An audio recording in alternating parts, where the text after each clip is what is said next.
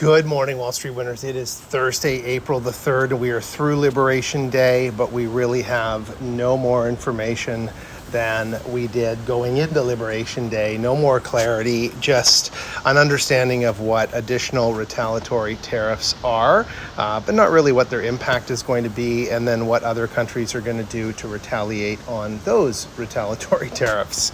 So we are in a continued state of limbo, and that limbo leads to uncertainty, and that uncertainty does this. Take a look at where the markets closed on the optimism Americans had, investors had, going into the close yesterday, and then flip over to the futures and look at the pessimism in the market today.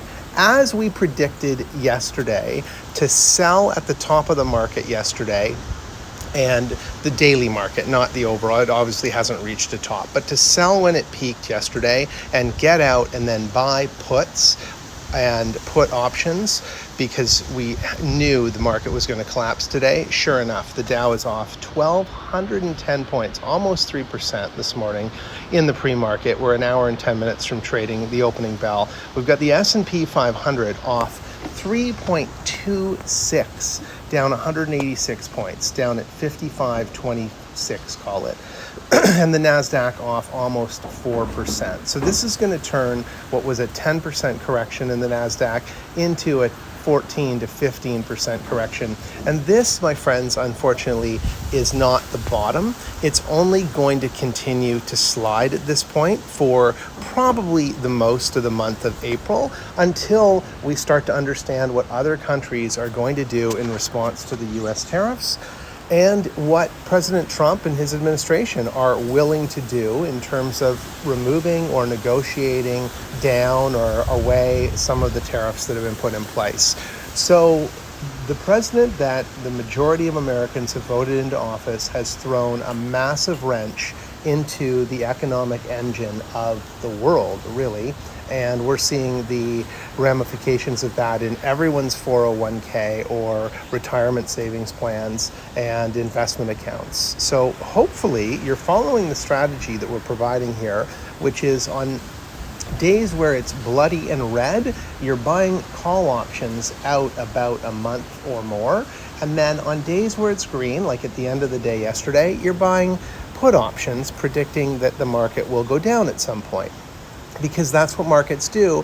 And the folks in the White House and in office and in Congress are just creating a perpetual roller coaster right now. So ride the roller coaster and profit from it. Don't try to fight the roller coaster and be the optimist. I mean, it's great to be an optimist, but when the boulder is rolling down a mountain, to think that you can stop it and push it back up on your own is a monumental task, and probably one that's a little delusional. So get on the boat that is rising and falling with the tides and bet on those tides. That's the one thing that seems to be somewhat predictable in this market, because you can do very well with minimal capital using put and call options in markets like this. This is not a buy and hold environment, because you will hold and continue to lose day after day after day. You'll see marginal improvements and then bigger losses, marginal improvements and bigger losses. And that's not what anyone wants to see from money they've worked hard to earn. So that's where we are on the macro side. If we flip over to the Yahoo Finance app, you can see that crude is even off $4.30. This was above $72 a barrel yesterday. If you look at the 5-day, it popped up to 72.07. It's now down at 67.42. So again, let's hope you weren't holding for the long term any oil stocks or crude refining stocks. You can see the VIX is up at 26. I would have thought we would be closer to 29, maybe into the 30s today. So I'm surprised it's only in the mid-20s. But you can see everything is getting slammed. Health and retail, Costco is off $32 a share. Lululemon, because they're not that impacted by Chinese tariffs, but they're getting killed with the massive Vietnamese tariffs that were implemented, because they've shifted a lot of their production out of China, because that's what the other administrations have said, and into other countries in that area, Indonesia and Vietnam. And now they're getting slammed on those Vietnamese tariffs, down almost $40. Everything is in the red this morning as we look across the screen. Even looking at your stable utilities like Vistra off $10. Con Ed, not so bad, off 2 cents. I mean, that's probably one of the few companies to be down that little. Valero off 5.52. But with crude down $4 a barrel, it's just insane. But it goes to the fact that everything to produce crude is going up in price. So it's only going to make it more expensive. And they're importing crude now with tariffs on it, which is going to make it more expensive. I was reading an article on the Bloomberg today saying that these tariffs are the equivalent of the biggest tax hike in U.S. history. So to think that you're not being penalized as a U.S. consumer is delusional. We look at tech stocks. We've got everything is in the red and off this morning.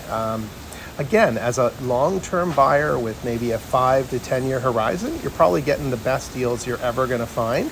But I think those deals are only going to get better. The QQQ is off $18 for that ETF. You scroll down and look at others. Tesla was off as well this morning. It's even getting hit as an American, primarily American auto manufacturer, off almost $17. Meta down $30. This is a company that is not going to be that exposed or hurt by tariffs themselves, but all of the ad revenue from the businesses that buy those ads is going to be affected. And that's why it's off and Google's off. People aren't going to be able to pay for discretionary services like Netflix, so it's off $22. The Chinese stocks, because they got hit hard, they're down. Alibaba's down almost $4. TSM off 9. Adobe's down 11. Google's off $5. It's just a bloodbath out there today. And even the financials, which should come out of this less, I think, not relatively unscathed, but less impacted, at least initially. Apollo's off $9 at the in the pre-market. You've got SoFi down $1. You have JP Morgan off $9. Morgan Stanley, one of the first to announce with JP Morgan and Goldman Sachs, off $6.50, and Goldman down $25. So this is where, if you had have ridden the wave up on a call option yesterday and sold it, you would have been in the money. And then you buy a put option predicting it'll come down to close to where below where it was yesterday, and you'd be in the money big time in terms of dollars and percent. That's the strategy to be implementing these days. Good luck in your trades, and if you're liking these videos, please hit the like and subscribe button.